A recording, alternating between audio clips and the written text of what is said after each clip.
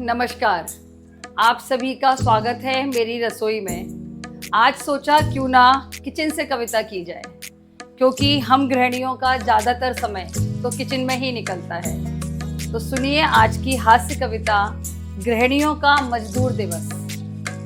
आज व्यंग का प्रसंग कुछ निराला है।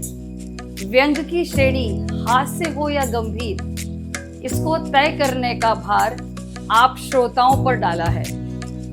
सर्वप्रथम तो यह गृहिणियों से संबंधित मुद्दा है।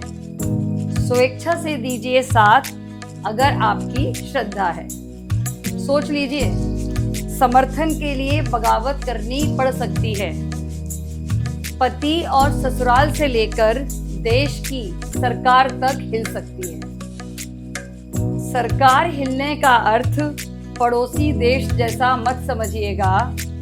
गृहिणियों की रसोई में प्याज के दाम और वाजपेयी जी की सरकार को याद कीजिएगा। आज एक मित्र ने आने वाली छुट्टियों की याद दिलाई। साथ में कुछ पर्यटन स्थलों की लिस्ट भी थमाई। फिर हमने भी उस लिस्ट के साथ अपने कामों की सूची उनको बताई और कहा, ध्यान से सुनिएगा कि रसोई घर से स्वतंत्रता मिलती नहीं, वर्षों तक पीहर के दर्शन होते नहीं, काम रहते हैं अनंत। इसलिए गृहिणियों के तो सभी दिनों का होता है एक जैसा अंत। हम तो 365 दिन सिर्फ मजबूर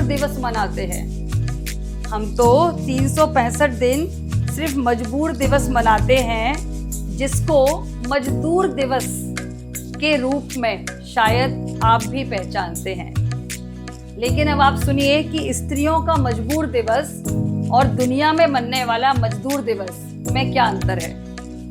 कि मजदूरों के घंटे भी निश्चित होते हैं, साथ ही अवकाश के दिन भी होते हैं। जीडीपी में अंक भी भरपूर होते हैं। पर गृहिणियों की दशा तो मजदूरों से भी खराब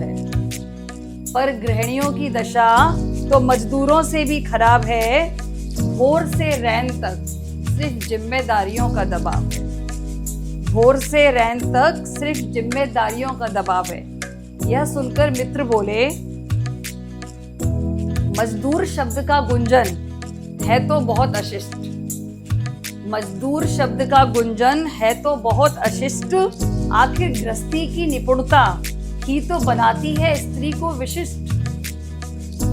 मैंने कहा, वर्षों से इस विशिष्टता और निपुणता का पाठ ऐसा पढ़ाया है कि गृहिणियों को सदियों से चने के झाड़ पर चढ़ाया है।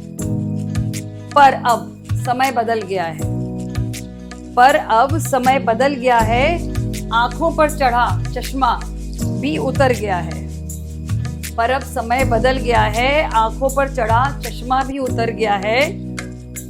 अब तो आमने सामने बात होगी, नहीं तो गृहिणियों की गृह कार्य से हड़ताल होगी। मित्र नाराजगी भांपकर बोले, अरे गृहिणी तो घर की लक्ष्मी है, भला उसे क्या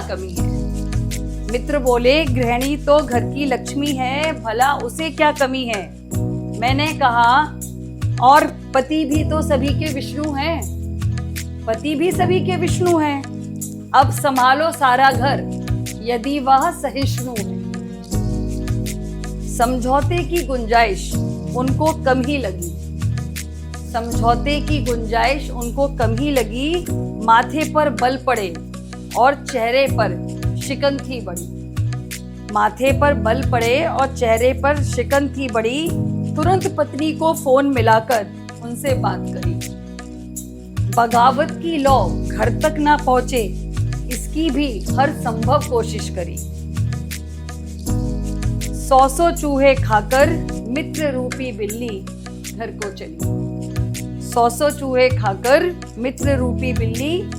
को चली। उम्मीद है कि आज की हास्य कविता आप लोगों को पसंद आई होगी। अगर अच्छी लगे तो चैनल को लाइक, शेयर और सब्सक्राइब कीजिएगा और स्त्रियों के मजदूर दिवस के बारे में भी कुछ सोचिएगा।